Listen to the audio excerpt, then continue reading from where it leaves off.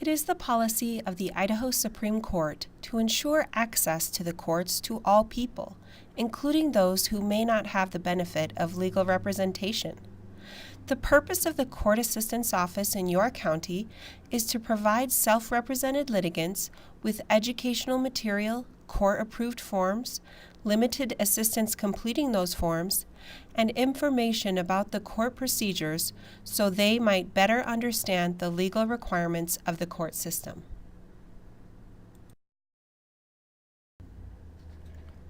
Instructions you receive in a court assistance office or from a court assistance officer are not a substitute for legal advice. The laws and court rules are complex, and following these instructions will not guarantee you a favorable result. We always recommend you talk to a lawyer about your specific case before filing your paperwork. If you cannot afford to hire an attorney to represent you, you may be able to pay a lawyer to give you advice and review your paperwork for a lesser cost. You may contact the Idaho State Bar Lawyer Referral Service for the name of an attorney in your area who will provide an initial half-hour consultation for $35. Contact the Court Assistance Office for information about resources for low-income people or visit the Idaho Supreme Court's Self-Help Center online. Self-represented litigants are encouraged to seek a consultation with an attorney if at all possible. All Court Assistance Office forms are available online for free or can be purchased pre-printed at the courthouse for a fee. Once you have obtained your forms, you may begin filling them out. The first thing you will want to identify is the form that you are working with. You will be able to find the title of your form on the first page right under the case number, and also at the bottom of every page of the form in the footer. When preparing a legal filing, the party who will be filing the document is identified in the upper left-hand corner of the document. It is very important that this information is up to date and accurate. Any correspondence sent to you from the court or the other party will be sent to this address through the mail or email. These forms are for use in any of the 7 judicial districts in Idaho. When you file your form, be sure to identify the district and county where you will be filing.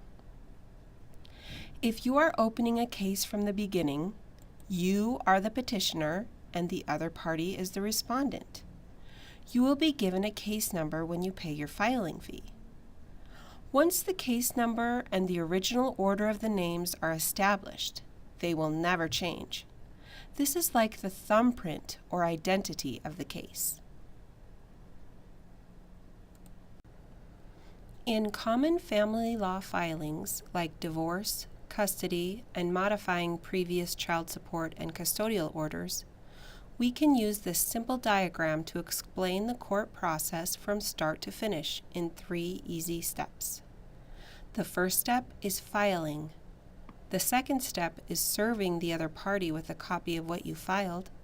And the third step is finalizing, waiting the 21-day mandatory waiting period, and then submitting all the finalizing paperwork to the judge to get a signed court order. Let's discuss step 1, preparing and filing your petition. To begin your case, the first thing you need to do is get all your forms.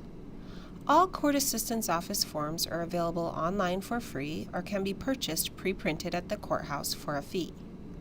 Next, you need to access Court Assistance Office instructions and resources provided with each form to learn how to fill them out. Your county may offer a Court Assistance Office Family Law Forms workshop that you're required to attend before filing. Once the forms are filled out, you can make an appointment with your local Court Assistance Officer for a form review. Please note, the Court Assistance Officer is not permitted to review blank forms. After your forms have been reviewed and approved for filing by the Court Assistance Officer, you must make copies for each party involved in the case. Then you may proceed to the clerk's office to pay your filing fee and file. At the time of filing, the deputy clerk will issue some mandatory court orders based on your type of case. Please read these orders. They are very important.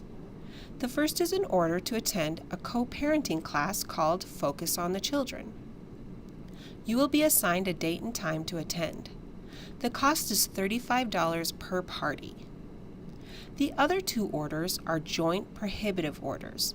This means both parties are ordered by the court to follow certain rules relating to shared children and property while these matters are pending. You must read these orders and comply to avoid being found in contempt.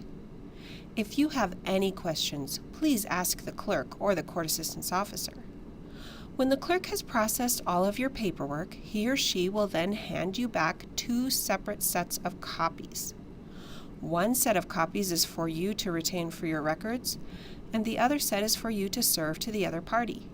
At this point, you have just transitioned from Step 1 to Step 2. Step 2 is serving the other party with a copy of what you filed. After you have filed your petition and summons, and all mandatory court orders have been issued, it is your responsibility to prove to the court that the other party has been properly served with copies of those documents. In the state of Idaho, there are 3 different ways you can accomplish this. The first is by using a form called an acknowledgement of service. This form would be signed by the other party in front of a notary, acknowledging they received the paperwork on a specific day. The second option available is using a form called an affidavit of service. This document would be signed by an uninterested party, 18 years or older, who would personally hand the documents to the other party and then sign the affidavit certifying that they did so. This document does not need to be notarized. You may choose to pay the sheriff or a professional process server to serve the other party for you.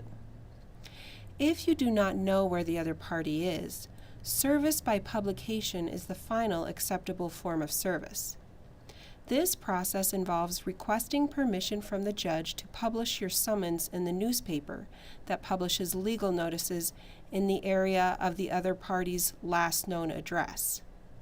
Service by publication can be very expensive depending on where you need to publish, and will add at least 6 weeks to your case time. Please contact the court assistance officer directly for more information. Once you know what day the other party was served, you will begin counting the 21-day mandatory waiting period, starting the day after they were served. This is the time afforded to the other party to read over the petition you filed and decide whether or not they want to contest to anything you asked for in your petition. While you are waiting those 21 days, it's a good idea to begin completing all the Step 3 finalizing paperwork.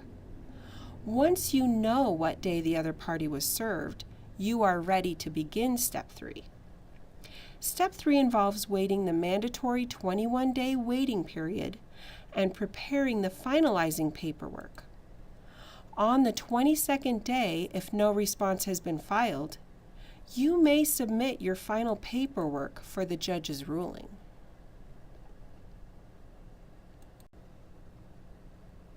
As an alternate Step 3, let's discuss what happens if the other party files a response. The first thing you need to do is not panic and do not get upset. This is the other party's right to file a response, just like it is your right to file a petition.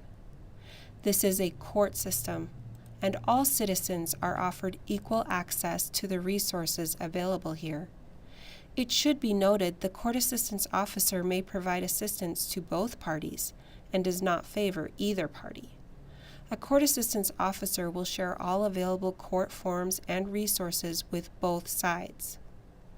Next, you will need to identify whether the other party filed a response or a response and counterclaim.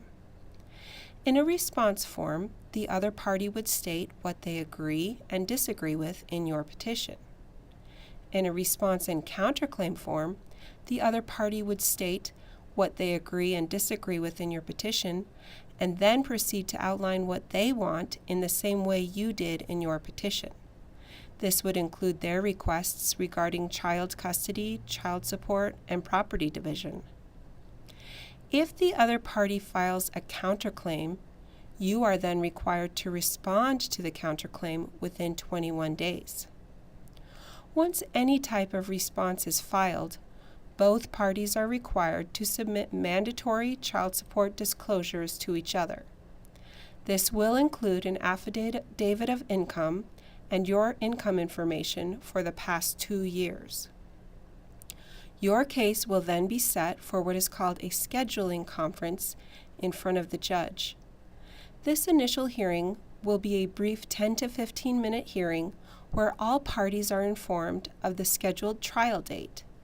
The judge will also have the opportunity to order the parties to participate in a form of alternative dispute resolution, which may include mediation.